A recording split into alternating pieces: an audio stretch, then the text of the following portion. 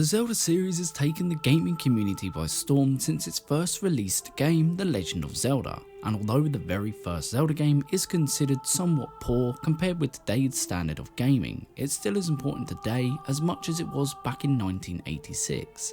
Without this iconic game, we wouldn't have the likes of Breath of the Wild today. You know, the one everyone classes as the best Zelda game of all time. Sorry Ocarina, you will always have a special place in my heart. But as iconic as the very first Zelda game was, it certainly isn't my favourite to play, nor is it the topic of today's video. The topic of today's video is... Well, if you haven't guessed by now and haven't worked out by the thumbnail or are just too lazy to read the video description, then of course we are talking about the Nintendo Wii classic Skyward Sword, which is now soon to be on the Nintendo Switch, which I am totally hyped for, hence the video. Now I know what you're thinking.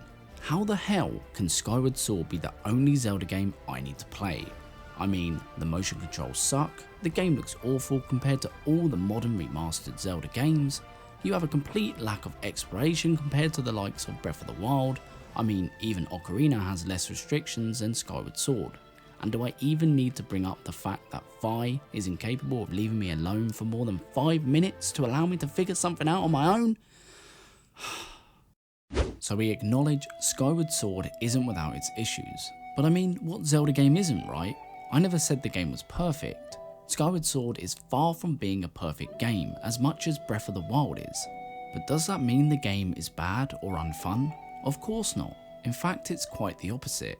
Skyward Sword is an incredibly fun, enjoyable game just as much as Breath of the Wild. Now if we put aside some of the main issues, as these issues are all likely to be fixed in the HD version which releases in July, then we have a completely different game, a masterpiece of a Zelda game. There is so much to love about Skyward Sword, a lot that many overlook, and I can understand this. Most of the bad did cast a huge shadow over the thoughts and opinions of the player, and in all honesty, I felt the exact same, but I also had an open mind to look past the bad and look towards the good, and there is a ton of good within this game. I don't really have an all-time favourite Zelda game, as I love each and every one for different memories and unique experiences, but if I had to pick one, it would most likely be between Majora's Mask and Twilight Princess. But we aren't discussing the best Zelda game, we're discussing the only Zelda game you need to play. And I believe that Skyward Sword is that very game. It's the golden gem that you've either never played because of bad reviews or couldn't look past because of the clunky controls. This in turn has led many to believe that Skyward Sword is bad. While everyone is certainly entitled to their own opinions, this one, I'm sorry to say, is very wrong. The Legend of Zelda Skyward Sword is far from bad, and here's why.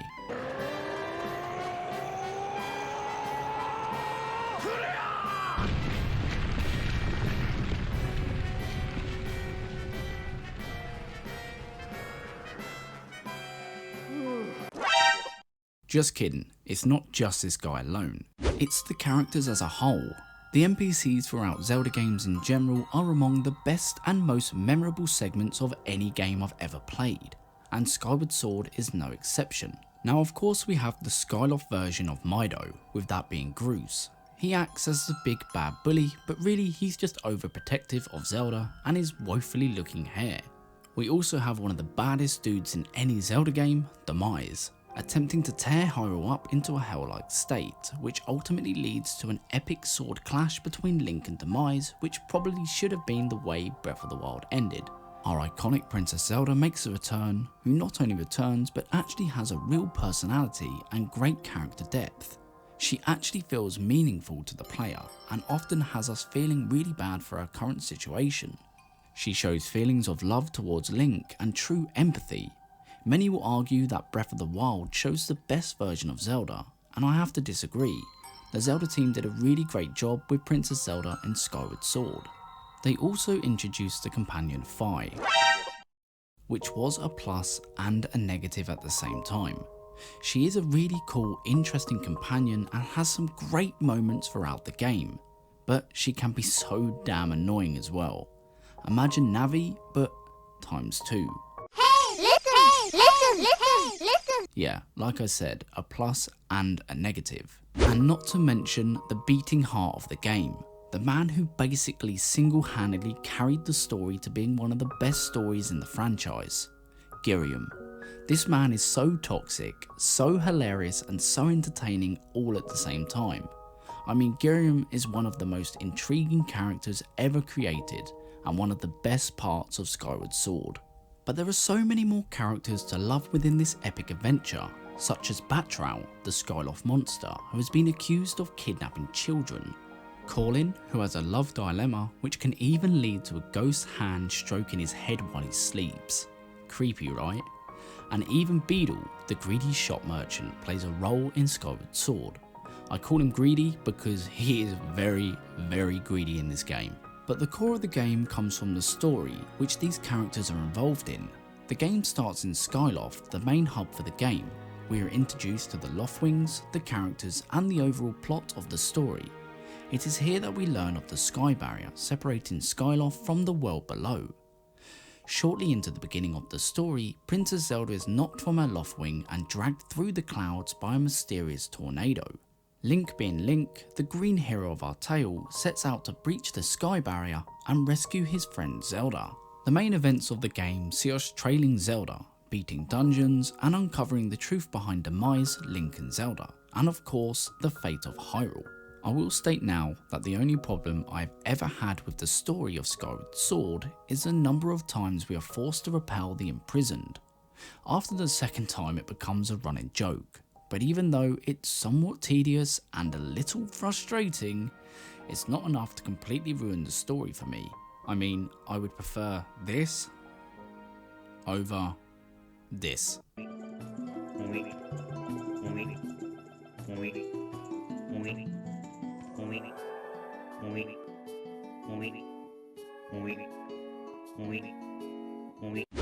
But the fun comes from the regions we visit and the events we experience. Skyward Sword is full of unique moments, like the whole of Faron Woods being completely flooded, or having to navigate the fierce fiery mountains of Eldin after being captured by bokoblins, and even the somewhat anxiety-inducing Silent Realm trials.